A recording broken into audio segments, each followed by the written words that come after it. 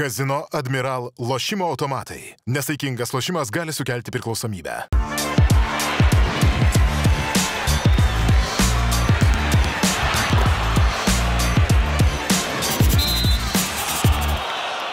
Sveiki atvykę į dar vieną 3D krepšinis su Tautvydu Šležu laidą. Grįžtame po savaitės pertraukos ir šiandien vėl pakalbėsime truputį apie moterų krepšinį, apie moterų krepšinio batalijas ir kaip moterų krepšinio versle viskas vyksta iš vidaus. Tai šiandien turime Gintarę Petronytę mūsų studijoje. Smagu, Gintarė, tave vėl matyti. Ir Arną Labucką. Arnas yra Vilniaus Kibirkšties moterų krepšinio komandos sporto direktorius. Sveiki, direktoriau. Sveiki, Tautvydai, ir prašau, pamirštam šitą epitetą direktorius, aš jo labai baidausi, tai iš karto nubrėžiu liniją. Man labai patinka sporto vadybininkas. Bejo, bet dažnai sporto vadybininkai, tai sako, dažnai tie menedžeriai, kur tik tai užsakinėja skrydžius ir viešbučius, žinai, tu vis tiek komplektuoji komandą.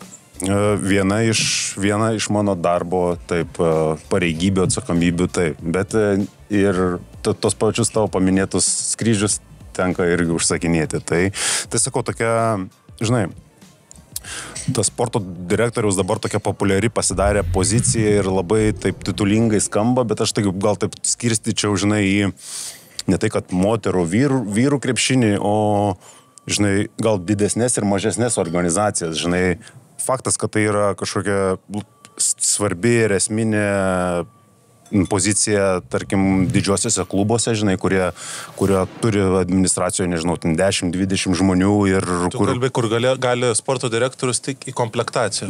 Jo, ar ten tokias tiesioginės, žinai, pareigybės, klubo metu, tenais, sezono metu, žinai. Jo, bet, žinai, tos kitus darbus dirba, žinai, tam jo tos srities specialistai, žinai, ir kiekvienas fokusuojasi į savo rezultatą, žinai, tose mažesnėse organizacijose ir tuo tarpu ir mūsų, žinai, komanda, žinai, tas apriepia didesnį spektrą, sakykime, taip, tų pareigybių ir atsakomybių. Bet tai, man tai yra nuostabi patirtis ir, žinai, ir tokio profilio praplėtimas ir aš labai džiaugiuosi tuo. Daug metų žaidėjai profesionaliai vyrų krepšinėje. Nėra šiaip dažnas atvejis, kad pereitų į moterų krepšinio vadybą buvęs krepšininkas. Tai iš esmės, kuo skiriasi visa specifika kasdieninė moterų ir vyrų krepšinėje? Vėlgi, specifika tikrai yra ta pati, žinai, žaidžiame tą patį sportą, tą patį krepšinį, taip pat sportuojam, taip pat viskas reikalinga kaip ir vyrų krepšinį. Tiesiog, tie mastai, žinai, jeigu įmant Lietuvos lygį, tai, žinai, bandom vis eiti į priekį ir gerinti viską, žinai, tiek finansavimą, tiek visas sąlygas žaidėjų, klubo personalo ir panašiai. Bet, žinai, viskas galiausiai atsiremia į pinigus, žinai, ir vyrų krepšinį žinom. Ir tas populiarumas ir tuo pačiu ir tie finansai yra didesni šiai dienai. Tai tokie tik tai ir skirtumai. Esminių skirtumų pačiam funkcionavime tikrai nėra. Galima, aš kaip tik tavęs norėjau paklausti dar, kaip Vilniaus publika vertina Arno Labucko darbą, tokį žmogaus orkestro darbą moterų komandoje, kokie atsiliepimai ir kaip vertini komplektaciją? Dabar pasireiškia. Pasakyk viską, ką galvoji. Nežinau, daug stebi Kibirkšties. Tai labai, tikrai stebiu. Ir to paskutinis sezonas tam buvo. Taip, ir tą komandą mačiau iš vidaus, kaip buvo dar pati, kaip prieš 2 metus žaidžiau, labai sekiau, kaip ir buvo eilę metų, gal 8-10 metų, tol, kol žaidžiau užsienį, ir kaip yra dabar. Tai kaip pažiūrėsi ir kaip vertinsi. Tai, kas buvo labai blogai, ta tokia gili duobė ir pelkė, praktiškai 10 metį. Ir tada, kada atėjau aš, tie visi buvo didžiuliai pažadai ir kažkas kalbama apie įspūdingus dalykus, o realiai buvo padaryta mažai. Ir taip, sportinis rezultatas buvo geresnis, negu buvo galima galbūt įsivaizduoti, bet viduje tie reikalai buvo blogi ir ne taip, kaip turėtų būti, ir jokie pažadai nebuvo įgyvendinami. Dėl to aš supykusi realiai ir išvažiavau, nes buvo iš dalies pikta ir skaudu, kad taip yra. Tai dabar tikrai yra žingsnis dėtas į priekį ir dabar yra geriau, tvarkingiau, profesionaliau, ko labiausiai mes ir norėjom to profesionalumo. Aišku, visada yra kur tobulėti, nes yra ir dabar negalim šnekėti apie tai, kaip buvo anksčiau, tą dešimtmetį, kadangi dabar yra visai kiti pinigai ir savivaldybės parama ir dabar atėjo žmonės, kurie randa rėmėjų, nes prieš kelis metus tiesiog tų rėmėjų nebūdavo. Būdavo tiesiog, jeigu įleidžia kažkas į treniruoklių salę, tai užsidedam kaip rėmėja, bet realiai tai jokios būtent piniginės naudos to nebūdavo. Tai dabar tikrai yra dėti žingsnį į priekį. Ir smagu, gal norėtųsi, kad jie būtų didesni, gal norėtųsi, kad viskas būtų greičiau. Ir būtent žiūrint iš Europos taurę, aš labai norėjusi ir atrodo tiek nedaug trūko ir tikrai buvo galima padaryti geriau negu buvo, bet pozityvumo yra. Ir labai noriu tikėti, kad, nes dabar vėlgi nauji žmonės atėjo į komandą ir pati komanda nauja ir dirbantys žmonės šalia, tai norėtųsi, kad kažkoks išliktų tęstinumas. Ir kad tai nebūtų kažkoks vienadienis toks projektėlis, kaip aš sakau, ir norisi matyti dar didesnius žingsnius ir tą augimą. Kantrybės reikštuose dalykuose, aš vis tą sakau, lėta sėkmė ugdo charakterį. Jo, ir kaip tas posakis yra, Roma nepasistato, žinai, ten per dieną ar per dvi, tai ačiū už tavo tokį pozityvų feedbacką. Tikrai, žinok, kas liečia mane patį, tai aš atiduodu šitai komandai visą save, žinai, ir kiek suprantu, kiek mano kompetencijos leidžia ir kiek galimybės leidžia. Kartais, žinai, viskas ne nuo tavęs priklauso, žinai, kiek tam krepšinį ir sportė yra tokių povandeninių politinių srovių, bet faktas, kad, aš kaip atėjau beveik prieš metus į šitą komandą ir visai komandai, kalbėdamas kiekvienai asmeniškai, sakiau ir deklaravau, kad norisi profesionalumo, žinai, ir manau, kad po truputį, nors ir mažais žingsniukais mes tą pabiškį pasiekėm, žinai, tai tas yra smagu, o kad tobulėtinų dalykų yra, tai faktas, žinai, ir mes ir aš nenoriu sustoti, kad mes kažkokį žingsnį dėjom į priekį ir valio gavom kažkokį pozityvų feedbacką, gerai dirbam. Ne, mes turim, žinai, lygiuotis į kažkokius topinius moterų Europos klubus, žinai, ir tai turi būti mūsų siekiamybė. Mūsų siekiamybė turi būti ne pirmas etapas Europos taurėje, o gal žaidimas Eurolygoje kažko artimiausių laikų 1-2 sezonų perspektyvoje. Tai vis tiek tikslas yra tarptautinis žemėlapis, ar ne? Kaip bebūtų gaila, žinai, bet šiai dienai, žinai, nors ir ta moterų lyga mūsų stiprėja, bet irgi tokiais, sakyčiau, mažai žingsniais ir mūsų tas grynas pajėgumas ir rezultato vertinimas eina per Europos prizmę, žinai. Ir tik tai tada galime pasilyginti, kaip mes tam Europos kontekste atrodom. Ir, žinai, ir palyginus, ką pamatei?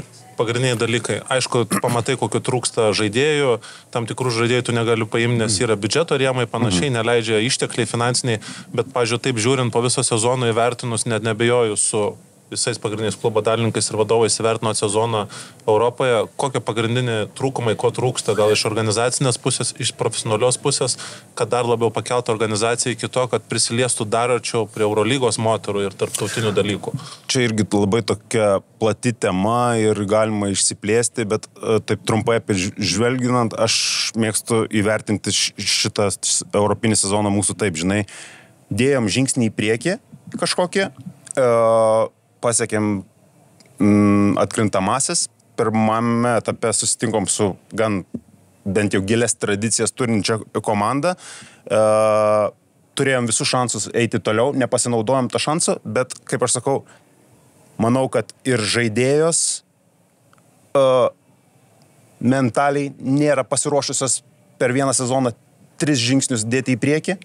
Ir klubas pats, kaip žinai, kaip organizacija irgi gal dar nėra tam daugus. Tai tokia man apsišlipfavimo metai, kurie nepasišiukšlinom ir kurias išsiryškinom, kur galėtume eiti toliau.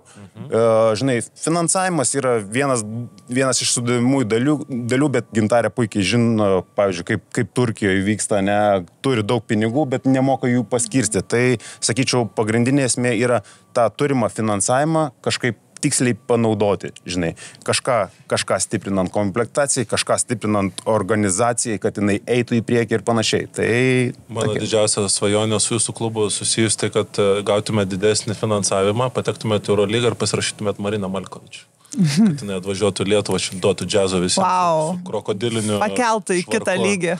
Ja. Visą jaučiu Lietuvos moterų krepšinį, nes čia būtų kažkas tokio. Visi vaikščiotume kaip Anadatų. Ja. Ir tu taip pat, aš sporto direktorius, aš pirmas direktorė. Aš pirmas būčiau visą pasaulio sąraše. Tikrai taip. Labai įdomu sužinoti, kai vyksta žaidėjų paieška moterų krepšinėje, kuo jinai skiriasi nuo vyrų. Vis tiek yra ir tos pačios Synergy programos, ar ne, per tenai stebi žaidėjas, bet kuo yra ypatinga žaidėjų paieška moterų krepšinėje?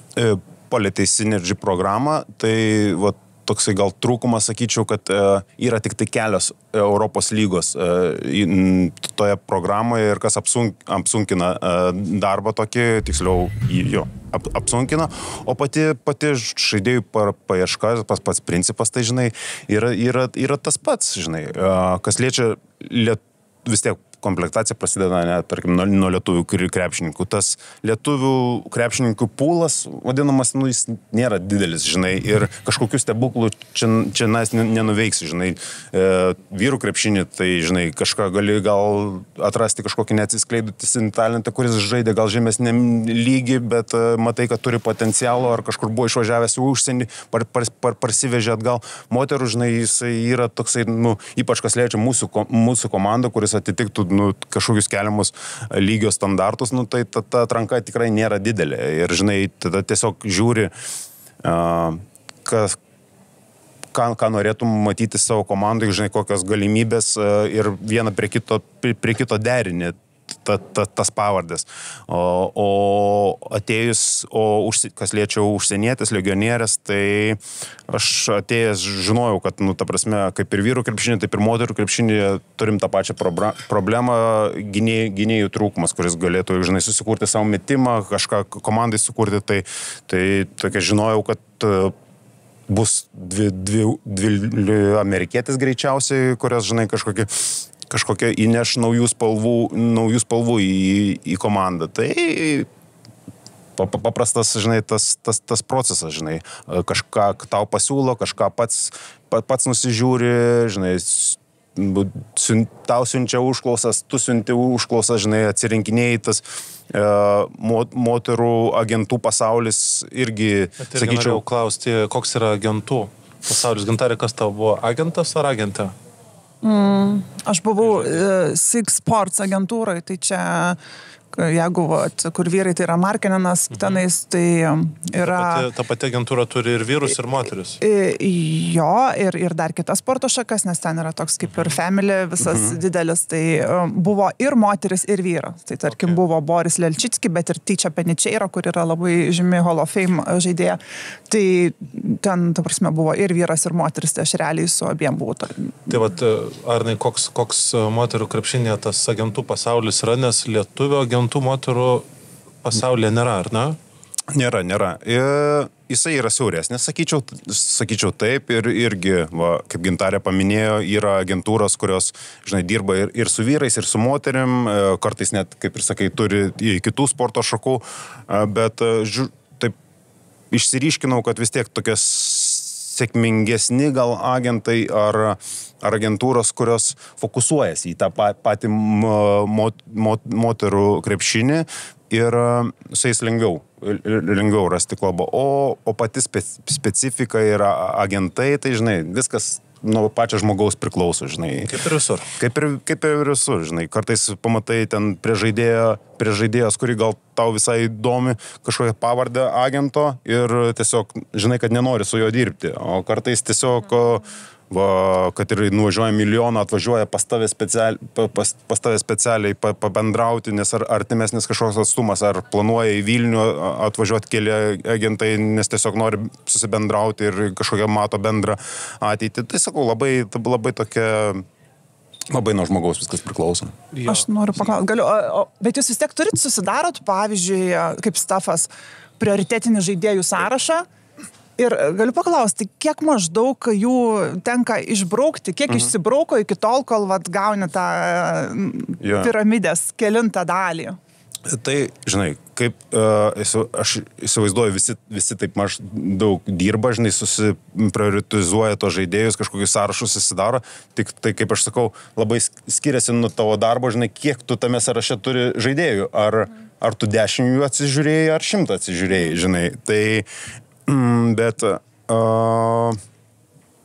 jau tada jau prasideda, žinai, kaip susidarai tą savo sąrašą, prioritizuoji viską ir tada jau eini, ar, žinai, ar jai tinka sąlygos, žinai, viskas nuo sąlygų priklauso. Jeigu tu gali pateikti sąlygas, kurios tai žaidėjai tiks, tai greičiausiai gausi ir numeris 1, bet žinai, kad atsimuši dažniausiai į realybę ir kartais tenka nusimušti iki 12 kokio punkto, žinai, tavo sąraše. Tai...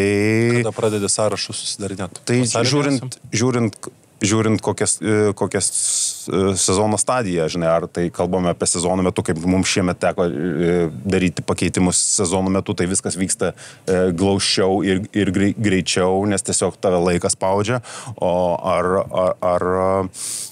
ar prieš sezoną, tai kaip aš atėjau į šį darbą kovo mėnesį, tai maždaug jau mėnesis prieš tai kažką bandžiau žiūrinėtis, žinai, bet tau viskas nauja, kaip ir žinai, viską teoriškai, viską supranti, bet kaip tuo pačiu tau viskas nauja, tai aišku, nauja patirtis ir buvo tikrai padaryta klaidelių vien iš to tokio nepatyrimo. Normalu. Vat ir norėjau klausti, nes tau pirmas kartas, nežinau, kiek pats tu įsitrauki, kiek dar turi žodį ir trenerių štabas, bet realiai jūs kiek pasirašėt, 3 užsienietės ir jau 2 atleistos. Aš girdėjau, kad trenerių štabas iš vis žodžio neturi, Arnas yra įvedęs absoliučią hierarchiją ir despotiją, kuris yra visko viršuje. Kas čia tai tokia informacija? Vidinė ar išorinė? Diktatorius. Ne, tai...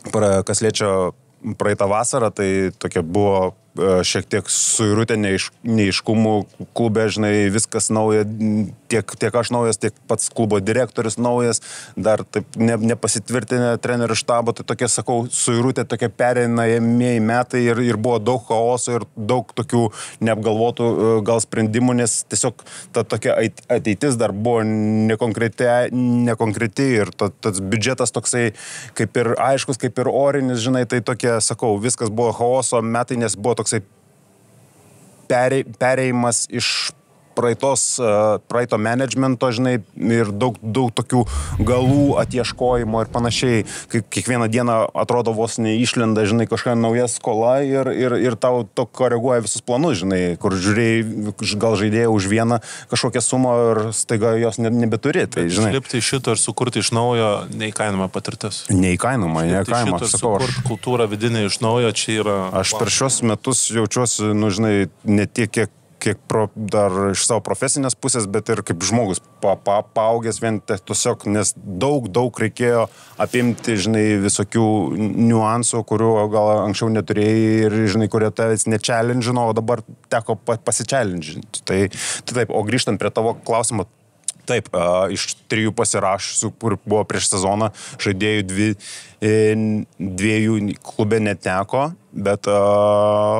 Manau, tai yra tiesiog savirefleksija, kad tu padarai klaidų, žinai, ir jeigu pavyko, žinai, jas sezono metu kažkiek pataisyti, tai irgi buvo kažkokia nauja patirtis, bet manau, kad labai gerai išlipom iš to ir žiūrėsim, kokį galutinį rezultatą tame turėsime. Dar kalbant 2 temos apie žaidėjų paiešką ir bendravimą su agentais, pirma tema, man Virgio Buloto kažkada pasakyta mintis labai patinka, sako, mes perkam žaidėjus, ne agentus. Čia iš tos minties, kad mums reikia žaidėjo ir galbūt jis turi agentą, kuris nesutarė su tam tikrų žmogum, kuris sporto direktorius pozicijai, bet gale dienos tau reikia žaidėjo į tą poziciją, o ne agento. Tai kartais reikia truputį nuraminti savo emocijas. Ties to vienas geresnių patarimų, kurie tai taip, ir šiuo metiniai komplektacijai turiu lygiai tokį patį pavyzdį. Nenoriu, žinai, kalbėti vardais ir pavardėm, bet tiesiog, kad šito žaidėjo mums reikia, aš turiu užsimerkti ir kartais nuryti piliulę bendraujant su to agentu, nes mums tiesiog reikia to žmogaus. Kaip pavyko atrasti Sydney Taylor? Viena sėkmingiausių šiaip legionierių šiais metais Lietuvos moterų krepšinio lygo, irgi įsijungiau pažiūrėti, tikrai įspūdį paliko. Tokių malonių sutapimų dėka, sakyčiau taip. Vasarą teko darbuotis prie U20 čempionato Lietuvoje ir tuo pačiu metu vyko ir maždaug žaidėjų paieška, atsirinkimas ir panašiai. Ir sąraše savo turėjau tokią Sydney Taylor, žinojau, kad jinai yra pirmametė iš gero universiteto, iš Louisville. Ir bendraudamas tiesiog aplinkoje čempionato metu su Suomių trenerių štabu, man išėjo kalba, kad jie man pasakė, kad Turkijos rinktinės stafe yra Louisville vyr treneris, kurio žaidėją žiūrinėjau. Ir tiesiog tada turėjau tokį individualų pokalbį su treneriu, pasikalbėjau plačiau apie tą žaidėją, gavau tik tai gerus atsiliepimus ir, tada pakalbėjom negyvai, Zoom'u su Sydney, žiūrim, kad tikrai viskas bent jau atitinka, ką treneris kalba ir iš jos lūpų tas pats ir jinai išreiškė norą, pasirašyti pas mus ir atvyko ir tikrai esam labai patenkinti jai, aišku, jinai yra metikė, kartais baugina ypač žiūrovus,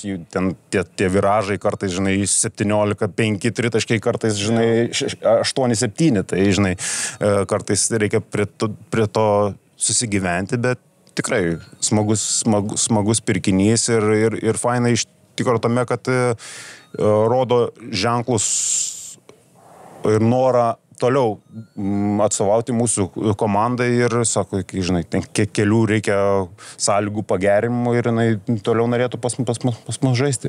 Kas būtų didelis pasiekimas, manau, vien, kaip ir Gintarė kalbėjo, tęstinumo prasme ir išlaikyti tokį, manau, žaidėją, kuris ateityje tikiu, kad Europoje žais stipriose kovose. Duodu dabar tavo erdvę parekrūtint, kas tavo yra svajonių taikinys iš Lietuvos rinkos. Iš Lietuvos rinkos. Kokią žaidėją pirmo šaukimo pasirinktum savo komandą, kuri dabar nėra Kibirkšties komandoje ir Lietuvoje? Geras klausimas. Ir geras klausimas ir lengvas atsakymas. Gerda Lušaitytė. Metų krepšininkė. Taip, tikrai jauna krepšininkė, kuri, manau, jau išaugo su visa pagarba LCC programai ir tai komandai, kuri, manau, išaugo tos komandos marškinėlius ir turėtų žengti vienu žingsniu į priekį, kas, manau, tokio natūralaus proceso jos karjeros atžvilgių būtų Kibirkšties komanda ir tikrai būtų smagu ją turėti komandoje. Kokia tau, Gintarė, Lietuvos krepšininkė pirmo šaukimo labiausiai norėtų Kibirkštį matyti? Aš žinau Gintarės atsakymą. Arnas gali pasakyti. Laura Iškaitė. Tikrai taip, dabar žaidžianti. Manoma? Arno klausia. Dar truputį per daug. Gintarė, kaip žinant, vis tiek tu žinai daug mūsų komandos virtuvę, finansinius galimybės ir panašiai, kaip manai, ar įmanoma, Laura, prisikalbė? Šiai dienai gal būtų sudėtingiau, bet ir labai daug aspektų gali susidėti, kas liečia mus lietuvės, žiūrim galbūt ne tik į piniginę pusę. Jeigu, pavyzdžiui, komanda eitų į Eurolygą, aš manau, kad tai būtų labai, labai stiprus žingsnis, kur tada jau gali galvoti, kad tau nebūtina atitikti labai finansų, kad tu bandytum ir galėtum tiesiog ant stalo siūlyti ir kalbėti su to žaidėja. Bet čia, aišku. Taip, čia visada yra kompleksinis dalykas ir, klubas visada gali turėti savo viziją ir atrodytų, kaip čia pas mus kažkas negali norėti žaisti, kad jeigu, tarkim, atitinkam tą kažkokį finansinį aspektą, bet yra keletas pavyzdžių, kai tiesiog dėl kažkokios praeities nuoskaudų ar kažkokių tiesiog asmeninių ambicijų ar norų, tarkim, žaisti vien tik užsienyje, nenori žaidėjas žaisti. Ir tai yra normalu. Aš gerbiu kiekvienos sprendimą ir tai daro kažkokia, žinai, tą sporto pasaulį ir tą komplektaciją galiausiai įdomesnė, nes kažkokiu, žinai, sutinki kažkokiu iššūkiu, žinai, ne viskas tau raudonų kilimų nuklota. Esi žaidęs profesionaliai krepšinį ne vienoje šalyje, pas labai daug skirtingų trenerių, individualūs pokalbiai yra man neatsiejama kasdienybės dalis, visų pirma eina individualių pokalbių kalbėti vyriausias treneris, po tai jeigu kažkas neatsitinka ir nėra korekcijų žaidėjo viduje, eina kalbėti sporto direktorius, neabejoju, su tavimi irgi ne kartą yra kalbėję tiek treneriai, tiek sporto direktoriai. Kuo sezono metu individualūs pokalbiai skiriasi vyrų krepšinėje ir tau kaip vyrui sporto direktoriui individualus pokalbis su moterimi ir jų krepšinėje? Visų pirma, turi pažinti žmogų, žinai, ir psichologinių žinių reikia. Jo, prie kiekvieno rasti kelią prieiti, nežinai, su žaidėju A ir su žaidėju B labai gali skirtis, kaip tu prie jo prieini. Vienam reikia, žinai, paguosti jį, nors ir matai jame problemą, bet tuo pokalbio metu vis tiek kažkokiais taškais bandai paguosti ir paplyzinti jį, nors tavo siekis yra tiesiog kažkaip to pokalbio metu duoti žinutę jam, kad gal kažkas yra negerai, gal tu kažką nedarai, bet... Jis nemato pats ir ką kitas mato iš šono. Grinai, o kitam tiesiog reikia, užtenka atėjau, pasakiau viskas, aišku, turi susimti, taip negalima elgtis, žinai, disciplinos klausimų, aikšteliai, už aikštelės ir panašiai. Tai, nežinau, tai gal tas toksai skirtumas tarp vyrų ir moterų ir yra tas tokio gal švelnesnio tono ieškojimas, žinai, nes mes vyrai, tai žinai, nors irgi esam skirtingi visi asmenybės vis tiek, bet daugmaž suprantam tą biznį. Prie moters reikia žinot, kaip prieiti, bet aš turiu 10 metų patirtį, tai kiekvieną dieną namie, tai kažkaip, manau, šito klausimo kompetencijos irgi užtenka. Tik tai mano gal oratoriaus tokios savybės man kiša pagalius į ratus, sakyčiau, taip, nesu labai puikiai kalbantis žmogus ir kartais, tai dar tose individualiuose pokalbiuose, tai žinai, vis tiek randi ar rišliai, ar nerišliai, bet ką nori pasakyti, bet tokiose, kai jau būna, reikia prieš visą komandą kažką pasakyti, tai taip stringa ir kažkur turėčiau kur patobulėti. Gal, žinai, kursų gal gali pakorekomentuoti. Vakar vedžiau. Vakar vedžiau užsukti. O, gali pastauti, tada užsirašyk. Galima aš dar paklausiu. Žinau, kad tu visai norėjai šito darbo, daugelį metų apie tai galvojai ir dabar tavo toks kaip debiutas. Kaip tu įsivaizdavai, galbūt kažkiek, noriu paklausti, ar idealizavai šitą darbą, šitą profesiją ir ką realiai dabar gali pasakyti, kai jau praėjo tiek laiko ir tu tame esi, pamatėjai viską iš vidaus ir dirbi. Tai ar skiriasi tavo tas įsivaizdavimas ir idealizavimas to darbo ir kokia realybė? Žmogus, kuris iš vidaus viską yra matęs, dėl to atsargiai su atsakymu. Aš tai klausiu, nes man įdomu, aš nesu buvęs. Jis yra viską mačiusi, dabar tave tikrina. Žinai, aš esu taip realistas, žinai, ir taip manau, kad į visus tokius gyvenimo tokius aspektus gan žiūriu logiškai, tai tikrai ir supratau, ir kur einu, ir kas manęs laukia. Tai daugmaž, sakyčiau, taip daugmaž radau to, ką ir tikėjausi. Žinai, aišku, kiekvienoje organizacijoje būtų visai skirtinga istorija ir, žinai, gal skirtingos patirtis. Aš jau kaip ir ruošiausi darbui šitam klube, tai maždaug radau tą, ko ir tikėjausi. Tai tokios expectation versus reality daugmaž atitinka.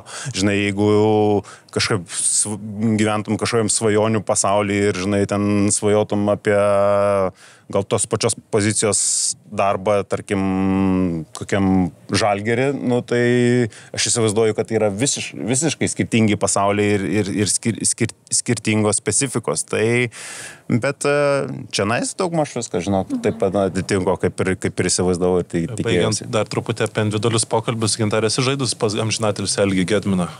Ne. Girdėjau, kad labai aštrus buvo ties individualiais pokalbiais, įvairiausius epitetus naudodavo.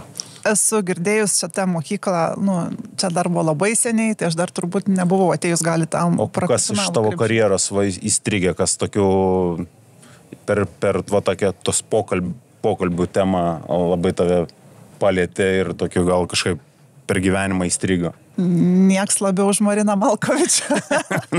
Bet iš tikrųjų tai... Arnai, aš paskui Gintarai praeitą kartą nuvažiavau į Serbijos krepšinio federaciją, Malkovič nuotrauką per visą sieną pakabintą. Ta prasme. Visi ateina, pasimeldžia ir eina. Kažkas tokio, jos įtaka ir tas, tiesiog jos asmenybė, tai yra kažkas wow, tai gali žiūrėti, jinai trenerė ar sporto direktorius, bet ten, kur jinai yra viskas, taip kaip Jasikevičius viską paima į savo rankas, taip jinai viską paima į savo rankas, tai realiai, kad buvom Galatasarayui, tai yra labai didelis klubas, kur labai daug laiptelių valdžios. Tai yra, ir jie dažnai, ypač Turkijoje, nori visi kažkiek prisilies, pasisakyti, būti to dalimi bet kaip Marina, tokią pastatė didžiulę akmeninę sieną, jų visų nuo komandos, kad nieks negalėtų pas mus, nei kaip Turkiai mėgsta ateiti ir 5 vyrai į Rūbinę ir ten ar pagirti, ar papeikti ir taip toliau, tai jinai visą tą save pastatė prieš juos visus ir kad jinai už viską atsakinga ir visais klausimais jie kalbėtų su ją, o jinai paėmė grinai jau komandą mūsų į savo rankas ir mes kontaktavom praktiškai tik tai su ją visais klausimais. Tai... 2 klausimai šitą temą tau. Kaip manai, ar tai yra gerai? Ir kitas klausimas, ar kiekvienas treneris, tarkim, šito galėtų tai padaryti? Vienareikšmiškai ne, kadangi tai turi būti autoritetas max, kad prasme, turi žinoti jau, kaip atsako, ateina į Rūbinį ir tu žinai, kas yra bosas, tai ir tas pasitikėjimas ir sakau, tas autoritetas, tai galiu pasakyti, visą karjerą praėjau, kito tokio žmogaus nėra ir, sakyčiau, net atrodytų juokingai, kai kur, jeigu treneris bandytų apimti viską, tai to nereikia ir visi turi savo darbus ir pasiskirstimus, bet kai yra tokios asmenybės, tai vienareikšmiškai žiūri kitaip. Vakar nuvažiavau Vilniui pasižiūrėti draugo sūnaus 9 metų treniruotės, treneris Egidijus Ženevičius, neįleido į salę. O, prašau. Žiūrėjau per stiklą.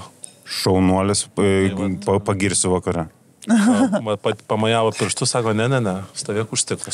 O gal čia prieš tave asmeniškai kažką? Gali būti irgi. Nepažįstu, bet gali kažkokį asmeniškumą. Pereinant prie asmeniškumo, Arnai, labai įdomus yra faktas tas, kad tavo vadovaujamo komandoje žaidžia tavo žmona, Giedrė Labuckienė. Ar nepersipina gyvenimą ir kaip pavyksta sutramdyti darbinėje aplinkoje savo žmoną? Labai visiems rūpimas klausimas ir natūralu. Sakyčiau taip, kad manau, kad mums sekasi labai puikiai, žinai, viską šitą suderinti. Aišku, žmonės iš šalies gal geriau pasakytų, bet mes ką bent jau kalbamės ir kaip mums atrodo, kad tikrai sekasi puikiai.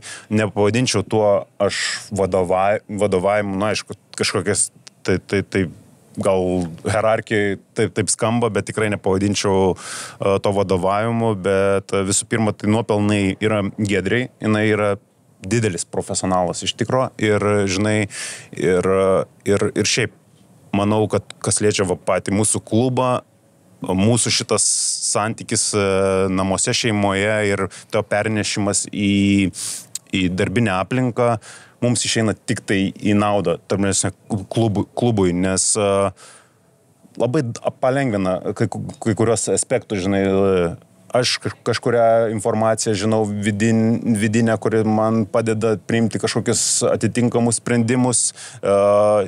Tuo pačiu, aš jeigu noriu kažkokią žinutę perskleisti, man visą tai lengviau, kartais nereikia kažkokių susirinkimų daryti ar panašiai, tiesiog, žinai... Jinai tai yra tavo asmeninė lobistė.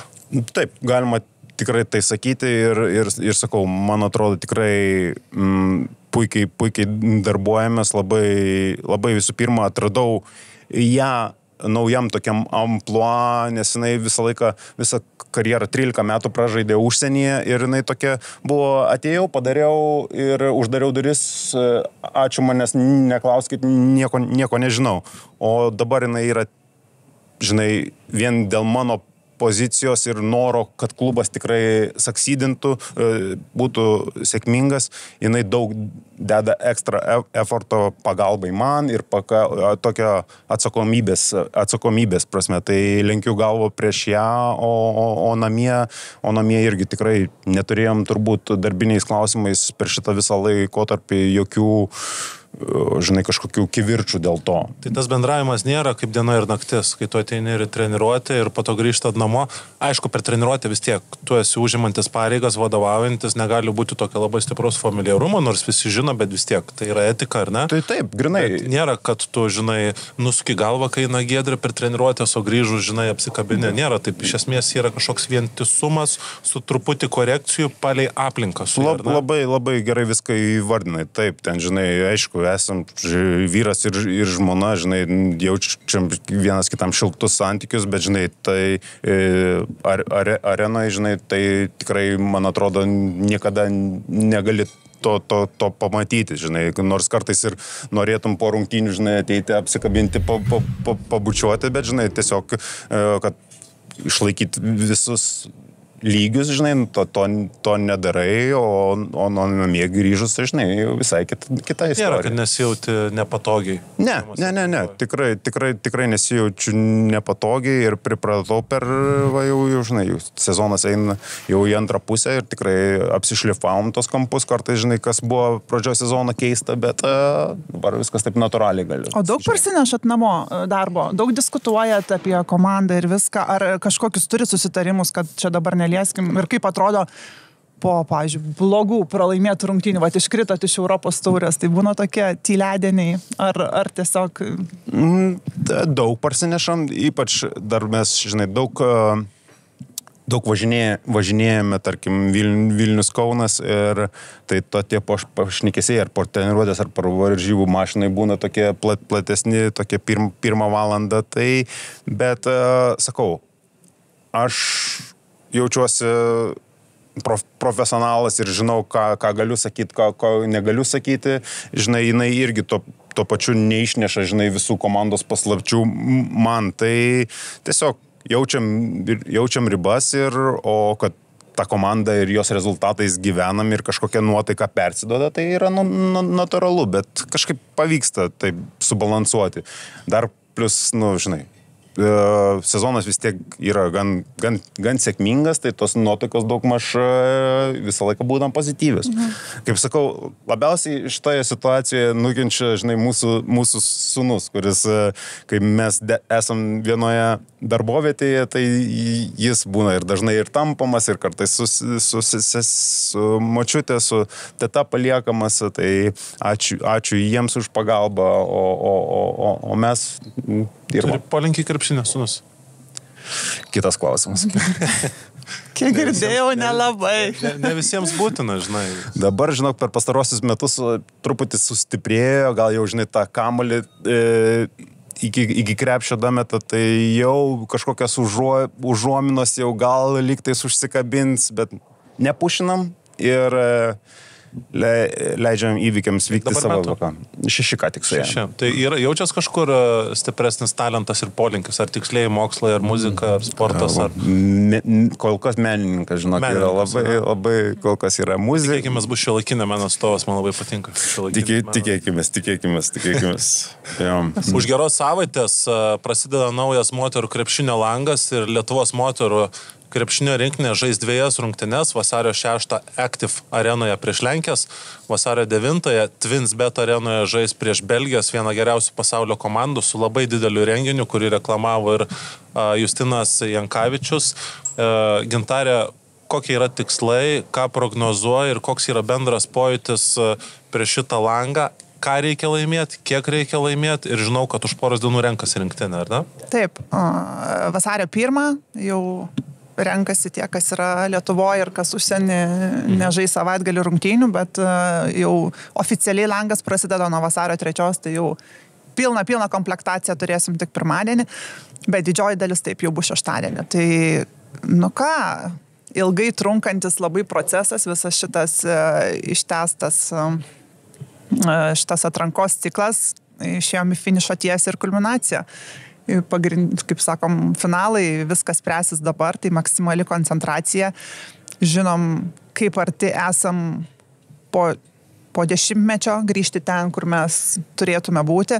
Atrodo, ranka pasiekiama, bet lengvai niekas netiduos ir reikia padaryti labai rimtus dalykus. Tai dabar maksimali koncentracija pirmom rungtynėm. Mūsų pagrindinis varžovas yra Lenkija, kuris jau yra kartą nugalėtas jų tvirtoviai. Ir įveikiama komanda, tai nebuvo atsitiktinumas. Taip, įveikiama komanda, kadangi mes jas įveikėm išvyko jų tvirtoviai. Dabar atvažiuojam žaisti namuose su savo žiūrovais, savo salėje, tai nebus kelionės, kas irgi labai įtakoja, kad dar vis tiek sezono metu nėra lengva keliauti, tai vargina, tai planuojam turėti praktiškai savo stipriausią sudėtį ir maksimali koncentracija.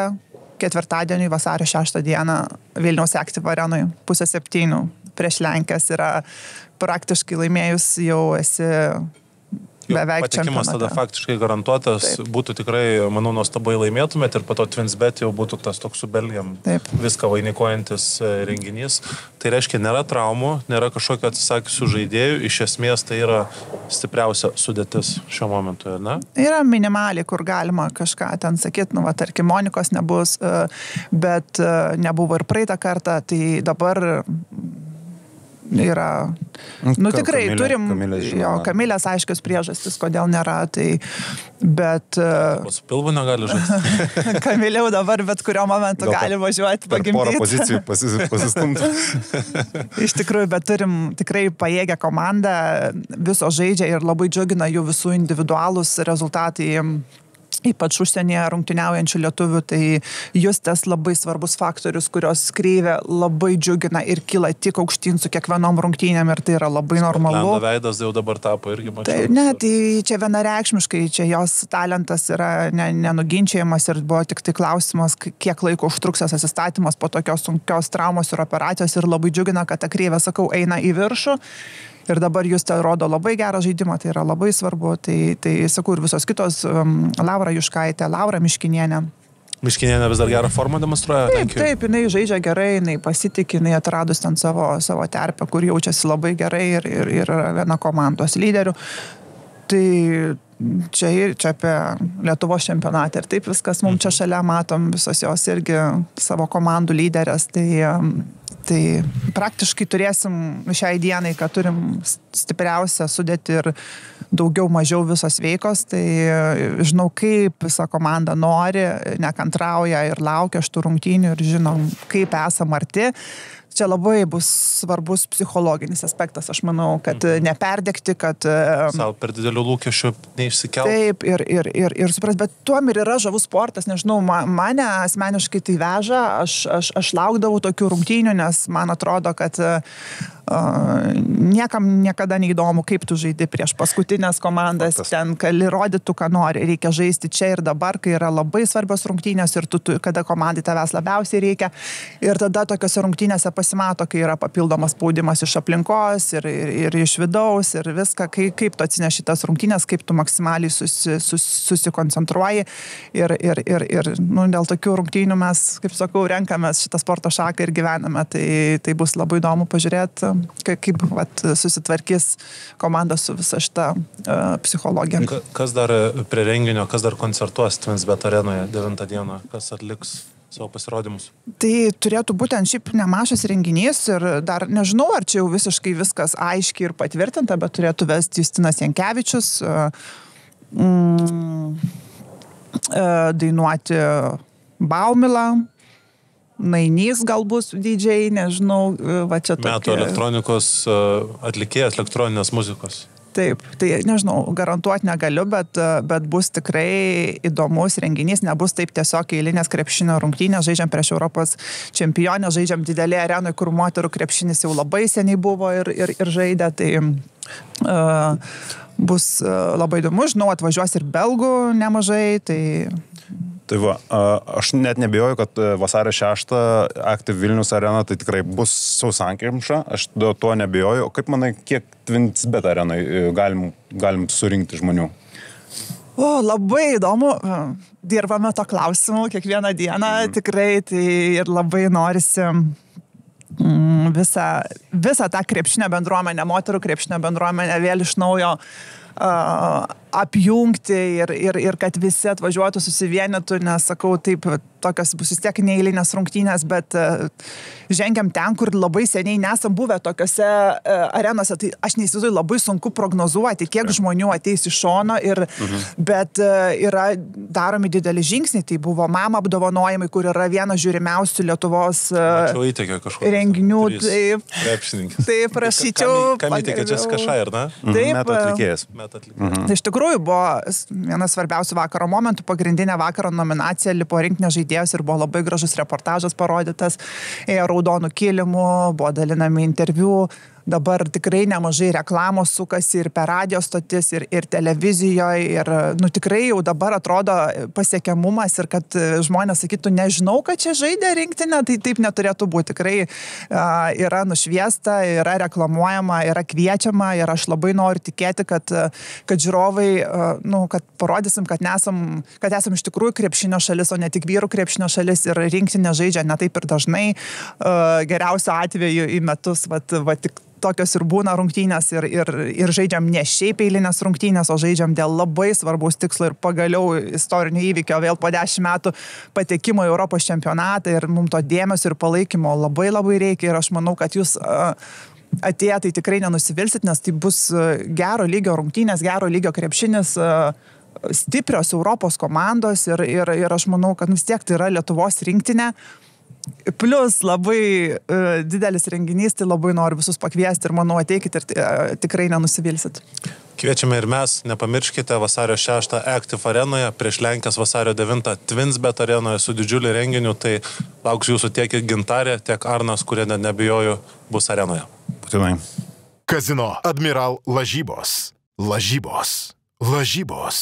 Kazino Admiral. Įsitraukimas į azartinius lošimus gali sukelti priklausomybę.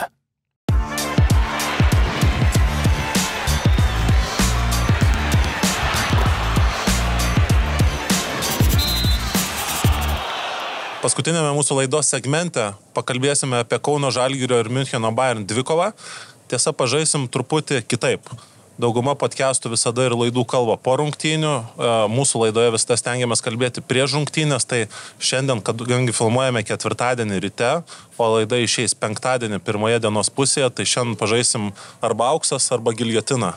Pabandysim numanyti, ką Žalgiris darys gerai, ar ką Bayernas bus suplanavęs, galbūt koks yra trinkeri planas prieš Bavarijos ekipą ir jūs jau galėsite pasitikrinti, kokie mes šie ekspertai pažiūrėjo rytojaus, tiksliau šiandienos rungtynės ir rytojaus laidą ir pažiūrėsim, ar mes čia nusišnekam, ar mes čia dedam savo aukso medalį, kad labai gerai viską suprantam, nors realiai esam visiškai diletantai. Bet tai čia karjeras gali pakipti ant plauko. Vienareikšmiškai. Arba nupjaut galvą. Viena pagrindinių įdomiausių mikrodvikovų tai yra Carsonas Edwardsas prieš Silveino Francisko. Pradeda nuo Edwardso, tai labai sėkmingą sezoną žaidžiantis mažylis, 1,80 m. Ir Bostonas Celtics pašauktas žaidėjas, buvęs ir G lygoje, jų dukteriniai komandai dabar tų sąsajų su ta komanda nebeturi, sėkmingai kūrė savo karjerą Europoje. Ir jis man tokio profilio žaidėjas, kur nusipelnė pagarbos ir nusipelnė turbūt vienintelis iš Miuncheno komandos ištrinkerį dvigubinimo, trepinimo ir tublicinimo gynybų, reiškia, kur net dvigubos, trigubos pagalbos dažnai ateina ant perimetro, kai jis turi savo kamuolį rankose, suprask su kiekviena tą pagalbą potencialiai, kad jis kuo greičiau atsikratytų kamuolio ir kurtų kiti žaidėjai. Vienareikšmiškai tai komandos varikliukas ir jeigu taip dar grįžtant į jo tą visą karjerą pažvelgus, tiesą sakant, kai žaidė jisai Fenerbahče, aš kažkaip jį traktavau kaip tokį eilinį, gal vos ne 1-2 metų projektą, žinai, gal pasitrinsiu Eurolygoje ir kažkur nueis gal į Eurocupą ar ne, bet paneigė mano išankstinės tokias neigiamas prognozes ir tikrai šiemet Vokietijoje spindi tokia ryškiausiom spalvom, yra 3. rezultatyviausias Eurolygos krepšininkas, tai Žalgiriui sunki užduotis, ne? Ir labai daug, manau, lemsianti galutinį rezultatą. Nes jeigu taip pažiūrėt sausus skaičius, tai kaip sakiau, jisai trečias pagal rezultatumą Eurolygos krepšininkas, pelno berods po 19,5 taško, bet jeigu išskaidyti jo rezultatus ir Bayern rezultatus, tai yra labai dideli viražai tokie įdomus. Laimėtose rungtynėse jisai pelno beveik po 25 taškus, o pralaimėtose po 12. Tai kiek tai įtakoja, kiek komandos rezultatai grinai priklauso nuo jo, tai didelė užduotis Žalgiriui ir kaip minėjai, manau, tikrai štabas bus paruošęs planą ir tokia opcija jį dvigubinti yra turbūt realiausia. Gaila, kad Dovis nežais šiandien, kuris toksai... konferencijai pasakė. Kuris ir realiai būtų numeris 1 kandidatas stabdyti jį. Kaip manai, ką bus paruošę štabas ir kas gal nuo rungtynių pradžios pasims jį? Nuo rungtynių pradžios, kas jį gali pasimti? Butkevičius gal? Galbūt Butkevičius, bus įdomu stebėti, kokį startinį penketą pasims. Nors ūgio skirtumai tarp Arno ir Edvardso yra gan nemaži, 1,80 m, Arnas vos ten bet žinai, pavyzdžiui, diskutavau su vienu krepšinio žmogum, daug kas dabar kalba ir diskutuoja Radzevičius Eurolygą, galbūt ten Žalgiriai yra hipotetiniai kažkokie scenarijai sklando ir sako, profilis panašus su Butkevičium, ar ne, Radzevičius truputį jaunesnis, bet Radzevičius nesugeba ginti gynėjų. Ar jūs matėt, kad Radzevičius nuo pat reiškios, anos pusės aikštės įsikabintų į gynėjus, ką Arnas gali gerai daryti.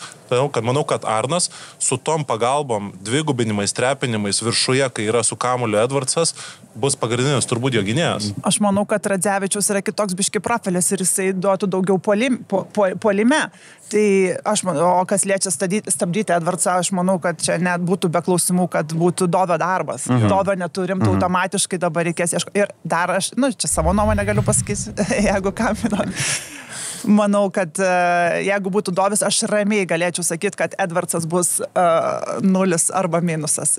Dabar šiek tiek keičiasi tas, nes dabar netgi pasižymėjau paskutinės 4 Edvardso rungtynės Eurolygoje.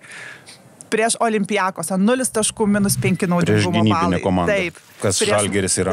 Taip. Taip. Prieš Monako 23, prieš Virtus vėl -5.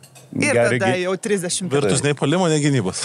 Bet Virtus turi gerų gynėjų. Tuška dabar atėjo ir vis tiek jis tam bandos. Bet Kordinė yra fiziškas gynėjas, kuris stabdė jį, tas pats Pajola yra galintis stabdyti. Tai aš irgi atkreipiau į tą dėmesį, kad jisai prieš tokias gynybinės komandas kaip Olimpiakos iš viso su 0 per 17 minučių išėjo.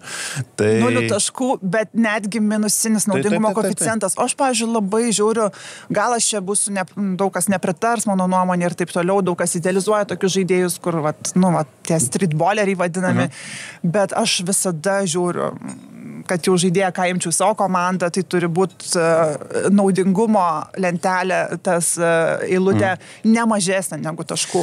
Ir iš tikrųjų stipriai skiriasi.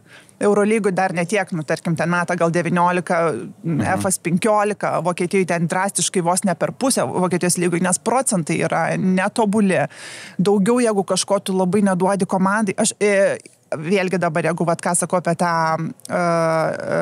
grafiką, kad būtų panašus, tai yra žaidėjai, kuriem galbūt tas negalioja, kurie yra labiau gynybinio plano, toks kaip Dovis, visiškai, sakyčiau, ne, ar ten visiškai, visai kitas darbas ir jis ten nėra, kad ten iš jo labai daug reikalauti, jis gynyboje tos neįsirašo, bet kai kalbam apie tokius žaidėjus, kurių rankose dažniausiai yra kamuolys, tada jau atsiprašau. Bet žinai, gynėjams iš tikrųjų sunku tos ypač kurie taškus renka, tarkim, iš tolimesnės distancijos ir labai tas jų naudingumas priklauso grinai nuo pataikymo, jiems sunku išlaikyti tą, žinai, pozityvų taškų ir naudingumo balų rodiklį.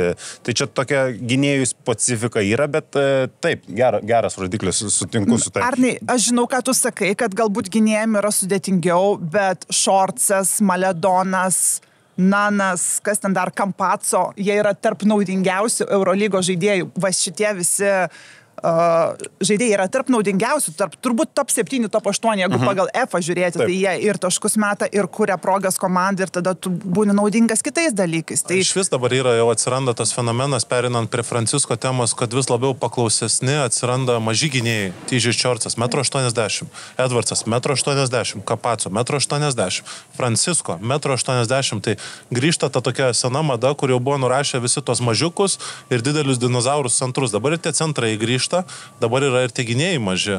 Tai atsiranda vėl tas trendas ir mada susigrąžinti tokių gynėjus, kurie yra dominuojantis Europoje. Šiorcas tas pats, kuris atvažiavo į Ventspils komandą per COVID-inį sezoną, vidury sezoną tą nutraukė ir jisai išvažiavo atgal į Ameriką, bet po to ir Kelsheimą, neatsimenu tiksliai pavadinimą, Vokietijoje, po to ir Boną nuėjo, tapo MVP Eurocapo ir dabar ko puikiausiai žaidžia Eurolygą. Tai labai įdomu, kad ir tie mažiukai labai duoda didelį efektyvumą ir naudą savo komandoms. Žinai, čia turbūt ta banali frazė svarbu ne ūgis, o smūgis, čia galim pritaikyti, ne? Bet visi tavo išvardinti žaidėjai, pažiūrėk, yra tokie, kaip aš vadinu, tokie pitbuliai, tokie pitbuliukai, žinai, ir aš manau, kad jie sėkmingai žaidžia Europoje aukščiausiam lygyje, tai, žinai, čia yra vienas jų talento įvertinimas, bet kitas yra, nu, ta prasme, jie ekstra darbo turi įdėti, ta prasme, savo kūnui, kad atlaikyti tos viskas, tai didelį nuopelną jam, bet jo, tas trendas tikrai yra ir va, šiandien berods išlindo naujiena, kad dar vieną turim mažylį Lietuvoje. Iš Australijos taip atvyksta gynėjas. Ja, iš Australijos lygos. Nespėjau dar pasižiūrėti Parkeris Jacksonas Kortura. Man atrodo, jisai metus, jeigu neklystų, žaidęs yra Asvelė Eurolygoje, jeigu apie tą patį kalbu. Bet irgi, taip pat vėlgi mažylis, 1,80 m, tai panašu, kad... Nebėra tas red flagas ūgis. Jo, panašu, kad labai įdomu. Nebėra red flagas, įdomus dalykas krepšinėje, kai viskas evoliucionuoja. Taip. Dar vienas žmogus, kuris grįžta į rikiuotę, tai Lučičius. Kaip Žilinas Aleksandravičius pasakytų, Lučia per transliacijas. Krepšinio profesoriumi jį pavadino Andrėja Trinkeri, treniravo į Müncheno Bayern irgi komandoje, labai sėkmingai žaidė šis serbas, komunikuodavo su Trinkeri serbų kalba, nes Trinkeri nekart minėjau, kad laisvai kalba šią balkanų kalbą. Lučičius man tai yra toks klijuojantis viską žaidėjas ir kaip Trinkeri gerai išsireiškė, pasakė, visada atlieka teisingą sprendimą. Vienareikšmiškai didelė paspirtis Bayern ekipoje, bet jis jau dabar kelias rungtynės jau įeidinėja, aišku, su kiekvienom rungtynėm kyla jo ta forma ir turės Žalgiris adjustintis kažkiek prie to, bet mes manau, kad turim atsvarą, jam kažkokia vis tiek atitikmuo Žalgirį Edgaras Ulanovas, manau, yra tiek ir IQ prasme, sakyčiau, ir tokia vos ne žaidimo profilio prasme, tai tokia atsvarą turim, bet žinoma, geras žaidėjas, neaišku, kaip jam pavyks atsistatyti ir ar sugrįši tą savo buvusią formą, ką jisai prieš, sakykime, 2-3 metus tai buvo topinis trečias numeriukas Eurolygoje, tai žiūrėsim. Siūlė įdomus dalykas, šiaip mažai naudoja low posto nugarą į krepšį žaidimo Trinkerį, aplamai savo žaidimo filosofiją visose klubuose, kur dirbo. Dabar Ulanovas pagaliau gauna tų prisilietimų baudos aikšteliai ir ne vien, kad žais nugarą į krepšį, bet kad ir perskaitėt situacijas ir atliks sprendimus, pamatysim, po to yra video mūsų analizai su Kauno Žalgiriu, tai Ulė ant šito ir sužydėjo ir pasistatė visą savo turtą žaisdamas pašarą nugarą į krepšį. Man tai yra absoliučiai prarastas menas, bet tai yra žiauriai efektyvu, nes tu nenori žemiau, nugarą į krepšį, tu žemiau priemi kamuolį ir jeigu iš ten tu gali ir apsižaisti ir sukurt, tai čia yra auksinė savybė. Aš nežinau, čia kažkoks, nes ne tik pas Trinkerį, ne tik pas Žalgirį, bet apskritai, tiek Europos, tiek ypač NBA krepšinis eina link to, kad atsisakinėjama to tokio žaidimo ant low posto ir aš nežinau, gal čia analitikai galėtų geriau pasakyti, gal yra paskaičiavimai kažkokie, kad, žinai, nes vis tiek, kai žaidė ant low posto, yra ilgos atakos, daug tokios stagnacijos ir gal gal tiesiog, nežinau, tai mano spėjimas gal paskaičiuota, kad vos ne per tą laiką du kartus subėgiosim, išmesim 2 taškius ir galutiniam rezultatui. To yra, bet, pavyzdžiui, kai prieš daug metų, 98 ar 99 metais, dabar tiksliai neatsimenu, įvedė Charles'o Barkley taisyklę NBA, kur negali daugiau nei 5 sekundės žais nugarai krepšį.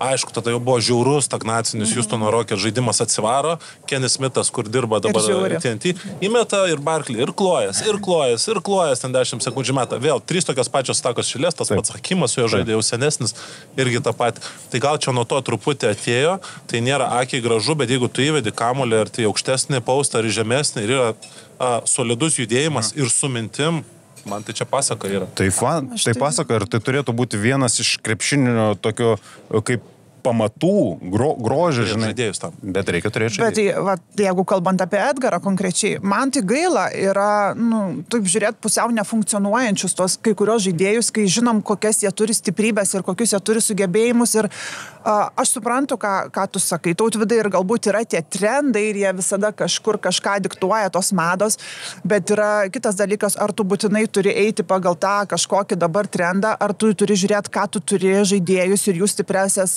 pusės. Tai jeigu Edgaras matėm, kaip puikiai žaidžia ir puikiai gali tą daryti ir dabar staiga dėl kažkokio trendo tiesiog tai išbraukti ir to nebenaudoti, man atrodo, mes tada matom žaidėjai ir pasimetimą ir neranda vietos savęs ir dabar, jeigu tiesiog norim žiūrėti kaip 2 žaidėjai, būsim priklausomi nuo 2 žaidėjų ir žiūrėsim jų solo šou, kaip jie tiesiog mėtys, o visa kita komanda nelabai funkcionuos, nes jie netitinka kažkokius madų standartus, tai man iš tikrųjų šiek tiek gaila. Ir matyt, kad neišnaudojamos, vis tiek yra toksai, kiekvienas žaidėjas yra savotiškas ir jau ypač Žalgirį yra tie pagrindiniai lietuviai, kurių galbūt tu negali tiesiog lengva ranka išmesti, jie čia yra pagrindas ir stuburas ir jie yra ir tada reikia, manau, išnaudoti tas stipresnes. Žinai, kiekvienas treneris turi savo filosofiją.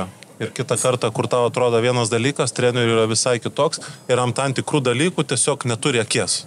Pats Arnai, žinai, visą gyvenimą pajus.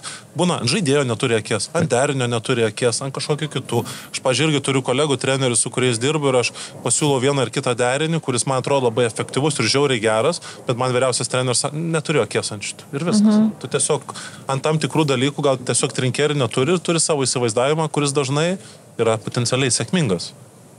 Ir dar dažnu atveju, žinai, kas liečia tokius vyr trenerius, ar ypatingai trinkerį, žinom, kad yra toksai, net, nesakyčiau, kad arogantiškas, bet, toks mėgstantis...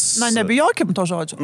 Jo, sakykime, taip, mėgstantis save žmogus ir net nebejoju, kad mėgsta savus sprendimus, žinai, ir jam kartais gal tokio, kai buvo... Jeigu jam ypač sako, čia prie Jasikevičiaus ten Ulanovas centruodavo ir sukurdavo ten 20 taškų komandai per rungtynes, tai jam, manau, gal vos net atvirkštinė reakcija gali suveikti, žinai, taip spėjimas toksai aklas. Vienas, manau, iš trinkerių sprendimų bus ir šiuo atveju buvo, jau kai kalbam, tai Opstui, Andrės Opstui neduoti mesti tritaškį. Vienas geriausių snaiperių visam senajame žemyne sklandė po socialinius tinklus tas video, kur sumetė su dešinė 10 iš eilės, po to su kairė 10 iš eilės ir dabar paskutinėse rungtynėse, kiek pataikė Gintarė, man sakei? Ar 6-7? 6-7, kažkas iš 7-6 tritaškius. Tai pastebėkit, rungtynių metu trinkerių ir visas trenerių štabas turėtų pykti iš vis, jeigu Opstas išsimes tritaškį. Tai reiškia, tu negali iš jokių rotacinių pagalbų eiti padėti iš stiprių pusių. Jeigu jisai su kamuoliu, jį turi priversti verštis po krepšių, nes jis prastai užbaiginėja metimus aplink krepšį, ypač kontaktą prieš aukšto ūgius. Tai jeigu jau jis išsimeta tą tritaškį, jau yra nesėkmė ir pralaimėjimas. Tai aš irgi siūlau visiems žiūrovam atkreipti dėmesį, jeigu peržiūrėsite vėl rungtynės, kad turėtų trenerių štabas pykdė, Opstas išmeta metimą ir pamatysim praėjusiose rungtynėse Miunchene, kai žaidė ir Sirvydis dengia, video analizai pamatysim Sirvydis dengia Opstą ir tik truputį erdvė susikūrė ir pataikė iš karto tritaškį. Na taip, žinom, žaidėjas, ką geriausiai daro, tai būtų tiesiog naivu tikėtis, kad, tikėtis, kad jam bus bloga diena, leiskim, gal šiandien nepataikys, ne? Tai jeigu žinom, kad žaidėjas gali mesti šitokių procentų ir tai daro absoliučiai geriausiai ir ypač dabar matosi, kad yra pagavęs jaučia tą metimą, Tai reikia daryti viską, kad jis darytų tai, kas jam nėra taip patogu ir neleisti išsimest laisvam. Tai aš net nebejoju, kad pagrindiniai akcentai ten ir buvo dedami. Turi irgi daug tokių pažįstamų sofos ekspertų, savo mylimų draugų, bet sofos ekspertai, jie žinai, kai koks žaidėjas gauna kamuolį ir išmeta ir pataiko, neduok mest, žinai, atsitraukia, tiksliau prieina arčiau, jis prasiveržė, neduok verštis, žinai. Reikėjo taip daryti. Tai iš to atveju su Opstu, jeigu jis išmeta, tai tikrai yra blogai. Jeigu jis veržės, tai yra viskas gerai. Tik įdomu, va, kaip, žinai, vis tiek yra komandinė gynyba, komandinės rotacijos, ne, tarkim, pick and rollo, tarkim, gynyba, kur vis tiek Žalgiris turi savo įprastą rotaciją ir jeigu, tarkim, kampe, ne, Opstas stovės ar darys kažkokius pakitimus, ar mažesnė pagalba nuo to ir rizikuos, tarkim, besileidžianti, krepšininką bus įdomu pastebėti, kaip šitą apžais. Jo, ir tai Gordy Herbertas irgi nėra kvailys, statys visą žaidimo planą, kad dviejotų tas žmogus, neiti, palikti Opstą.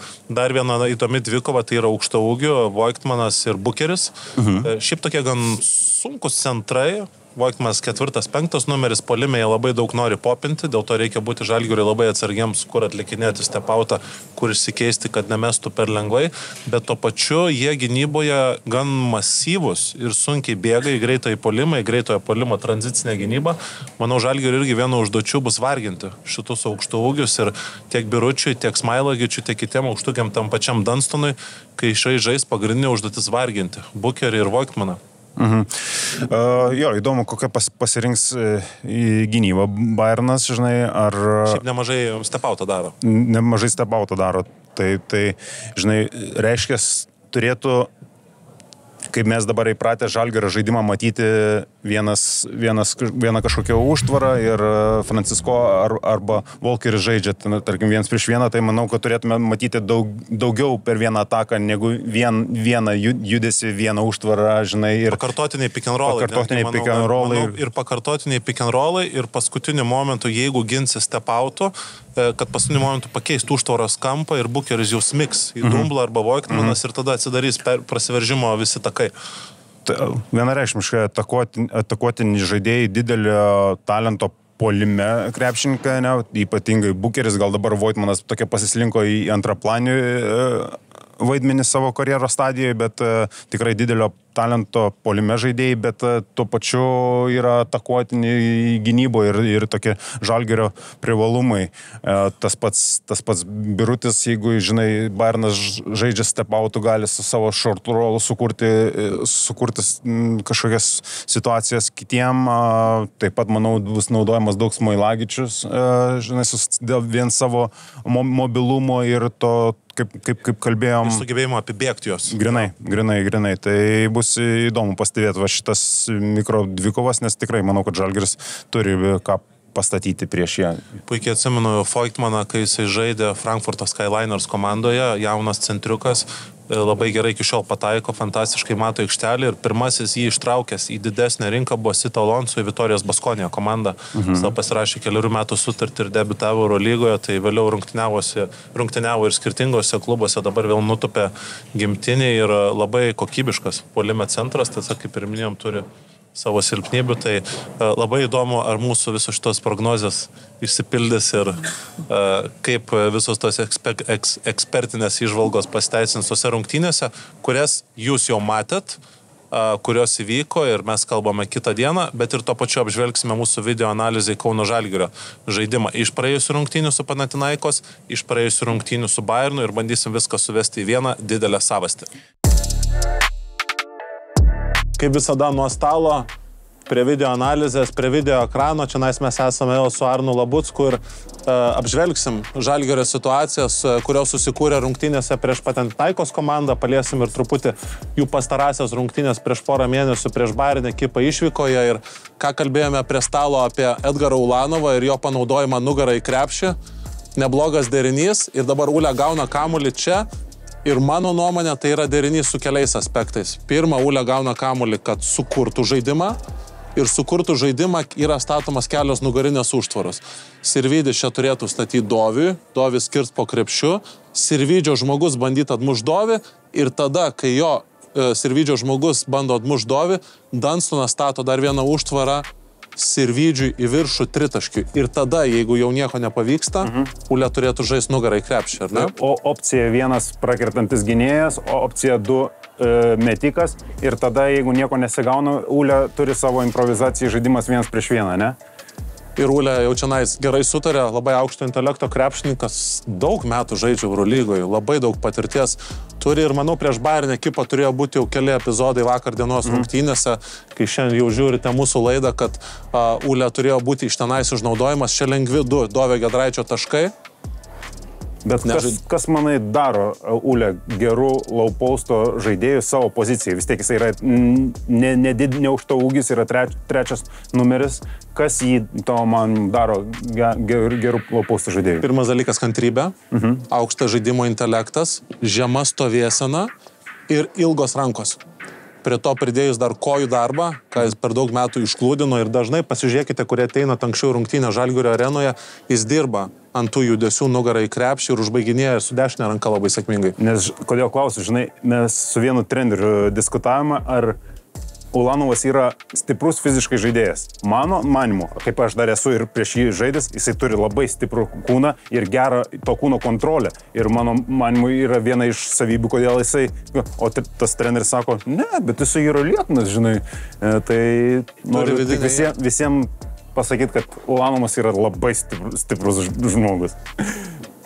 Sekantis epizodas kalbėjome apie Francisko sugebėjimus 1 prieš 1. Vakar treniruotėje puikiai atrodė Francisko ir prognozuoju, kas bus sužaidęs prieš Bayerną labai geras rungtynės. Nepasakyčiau, kad tai galbūt nominaliai jo kerštas, nes neįsiskyrė ten ant labai blogos natos su Müncheno komanda jisai, bet jis labai naudingas šitose situacijose, kai žaidžia AISO. Matome ne tik vietinėje lygoje, bet ir Eurolygoje, nesustabdomas krepšininkas, kai gauna pagreitį. Taip. Manau, šitoje situacijoje konkrečioje tai buvo akivaizdžiai išsikeitimas prieš Da Silva ir aiškus tiek greičio, tiek pranašumas ir puikiai pavyko išnaudoti, bet manau, kas liečia Bayerną, po krepšių matome man labai patinkantį žaidėją Niką Villerį Babą ir manau bus pirminė opcija prieš Francisko stabdant jį. Nes jis vienas geriausių gynybinių žaidėjų Eurolygoje yra.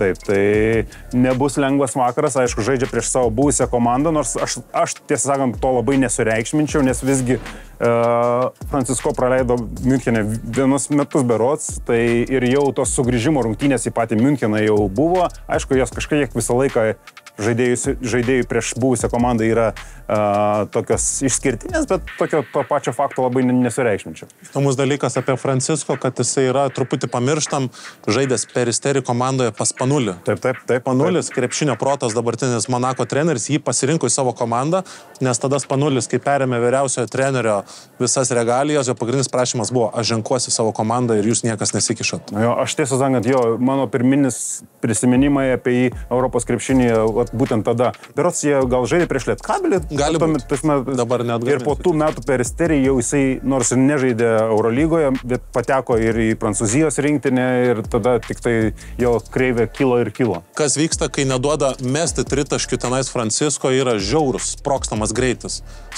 greitis įeiti į baudos aikštelę.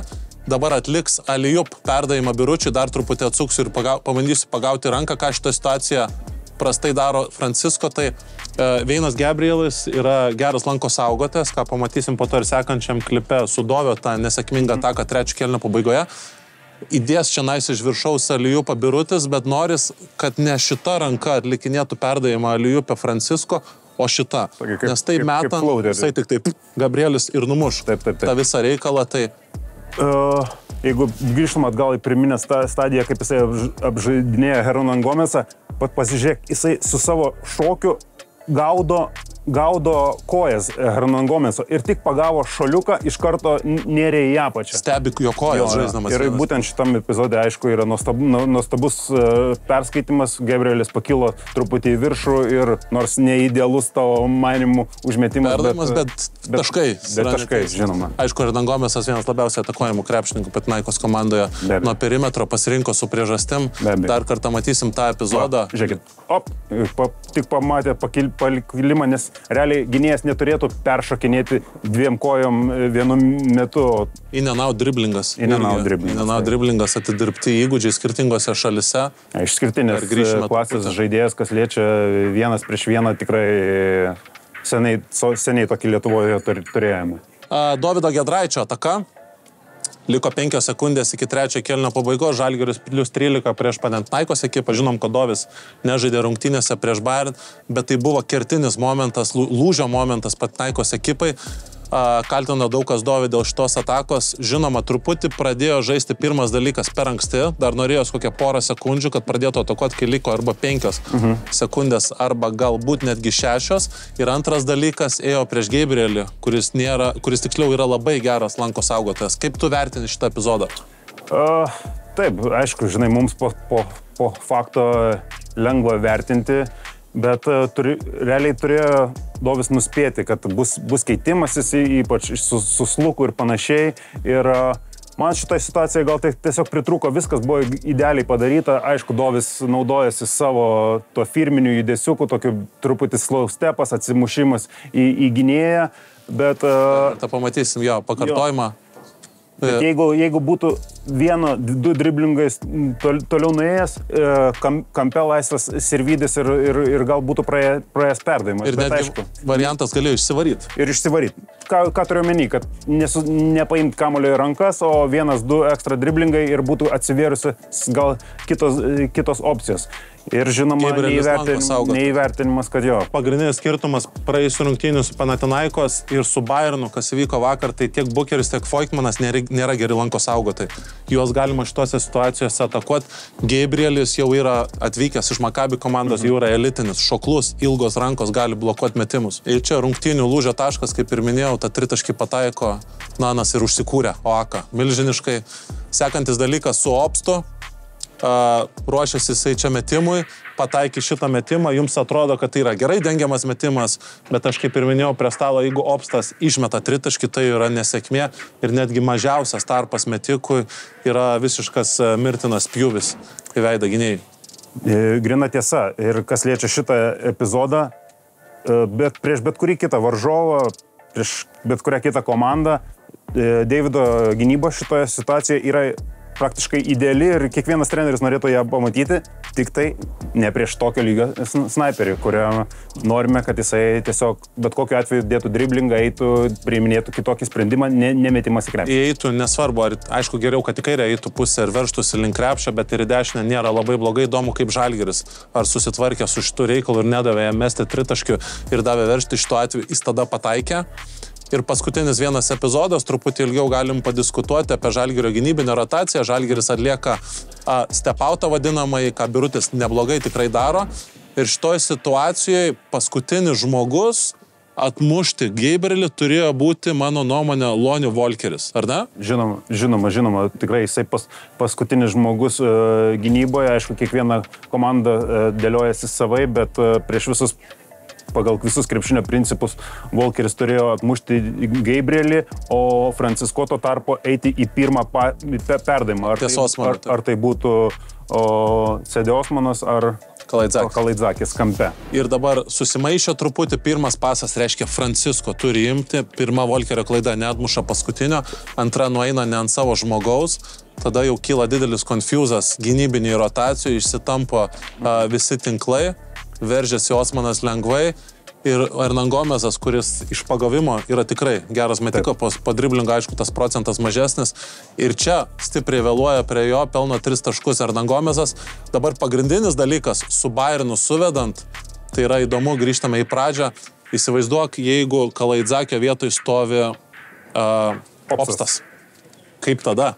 Kaip tada spėt reikia? Žinoma, manau, vienas dalykas, vis tiek Volkerio darbas nesikeičia, jisai atmušinėja besileidžiantį už tą ūgį. Keičiasi gal kažkiek Francisko vaidmuo. Jis bėgdamas į Osmaną, žiūrint, kur bus perdavimas. Žinoma, aišku, turi būti labiau atsakingas, bet turėjant omeny, kad perdavimas gali eiti Opstui ir jisai turi didesnį sprintą dėti. Antra, jeigu eina perdavimas į 45 laipsnių kampą, jisai jau eina į close-outą, turėdamas omeny, kad perdavimas gali eiti iš jo į kampą. Įsalo mintis, ką jis mėgsta sakyti savo žaidėjams, tokiose situacijose, netgi jeigu tu dengi obstą, tai yra 60% pagalba, 100% tavo atsakomybė, jeigu įmeta. Žinoma. Suvedant su tuo, su Rimu Kurtinaičiu, Rimas, ką sako, nėra jokių rizikų, turi būti taip pasiruošęs, kad visur spėtum. Spėtum ir atmuš, spėtum ir uždaryti metimą. Teko darbuotis su Rimu ir puikiai atsimenu šitą jo pasakymą. Bet kas liečia šitą klipą, mes galim toliau pažvelgti, apkalbėjom šitą situaciją, bet įsivaizduokim, kad situacija prasideda dabar, ane? Yra close-outas, žaidėjas veržiasi ir kaip toliau rotacijos Jo, vėl ir čia turėtų eiti Mitchellas, kuris eina, Volkeris turėtų čionais, Francisco nueiti tenais. Taip, arba žiūrint pagal susitarimus, faktas, kad Mitchellas eina ant Hernan Gomeso metimo, gal Francisco eina į artimesnį perdavimą, o Volkeriui jau atitenka... Susitarimai vėl ir filosofija ir tie rotacija, ką dažniausiai daro treniruotėse aukšto lygio komandos. Bet Volkeris padaręs klaidą jau pirminiai stadijoje, prasileidęs close-outą, bando ištaisyti dar savo klaidą iš to tokio energijos prasme ant paskutinio epizodo. Jo, tai labai įdomu, kaip šitie dalykai buvo vakar dienos rungtynėse prieš Bayern ekipą ir galėsit pasitikrinti tiek savo žinias, tiek mūsų žinias, o dabar grįžtame prie stalo pakalbėti apie rekomendacijas ir apie barą, kuriame esame. Keliamės į mūsų paskutinę skiltį, rekomendacijų skiltį, kur rekomenduojam tam tikrus dalykus ir vakar sėdėdamas su bičiuliu ir žiūrėdamas Lietkabelio rungtynės vakare atsisukom, netiesiogiai, nes nespėjau. Jis paklausė manęs, kur filmuoja laidos, Kaulyris bare, Akropolio antram aukšte. Sako, ar tu ten ragavai chicken wingsus? Sakau, nesu ragavęs. Tai norėjau paklausti jūsų, kadangi Vilniui daugiau gyvenat, kur skaniausi Vilniui jums chicken wingsai? Gintarė, gal čia tu? Ne, čia iš tikrųjų skanus, čia pirma. Ne, aš nevalgius, bet kolegos, žinau, valgo, tai man atrodo. Rimtas reikia. O kalbant apie Olyris, aš galiu kitą dalyką parekomenduoti Olyris bare. Neseniai su Kibirkšties komanda mes čia darėm tokį komandos eventą ir užmesgėm bendradarbystę ir netrukus, nežinau, ar jau atsirado, ar greitų metu atsiras Kibirkšties krepšininkų kurti vaisiniai kokteiliai. Kaip Olyris meniu. Ar matėjai receptus? Krepšininkas ten pačios sudarinėjo, miksavo viską, ir tikrai bus, ieškokite artimiausių. Kas manai turi didžiausią potencialą sukurti skanų kokteilį? Miknaitė? Tikrai. Kaip jinai vakar Tik jinai chemikė, laboratorijų dirba, ten biomedicinos. Tai gal prie fizikų gatvės ten netoli kažkur. Yra fizikų, man ir kaip jinai vakar išsireiškė kitą temą, bet čia irgi galima pritaikyti. Aš visur po truputį. Tai ir manau, ir tai rekomenduojam iš esmės Olyris barą, kur ir skanus vienareikšmiškai. Ir skanus chicken wingsai, ir skanus artėjantis nealkoholiniai ties kokteiliai. Uždarant laidą, tokia irgi viena skirsiu rekomendacija, kas liečia kokteilius. Esu skaitęs tokią gerą labai knygą Mind Gym, kur kalba apie sporto psichologiją, neatsimenu autoriaus, ir pasakojo apie vakarėlius ir kokteilius. Vis tiek neatsiema dalis yra sportininko gyvenime vakarėliai ir panašiai, tai sako, yra tokia viena auksinė taisyklė. Drink the first one, sip the next one, refuse the third one. Ir tada grįžti su visiškai nepakenkę savo organizmui. Labai viską gražiai apipavidalinai, tik tai nesupratau, kodėl neatsiejama vakarėliai nuo sportininkų. Vis tiek yra, žinai, pramogų biznis. Žinoma. Su ta auksinė taisyklė yra... Viskas svarbiausia su saiku. Su saiku ir su balansu, taip. Tai dar kartą ačiū tau, Harnai, kad atvykai, buvo labai įdomu. Ačiū tau, Gintarė, irgi, kad pasidalinai. Ačiū už kvietimą, Tautudai. Ir užsuksim tiek į rungtynės Twinsbete, tiek pasitengsim pasižiūrėti ir Kibirkšties susitikimų, o mes su jumis susitiksime jau sekantį kartą. Viso. Kazino Admiral lošimo automatai. Nesaikingas lošimas gali sukelti priklausomybę.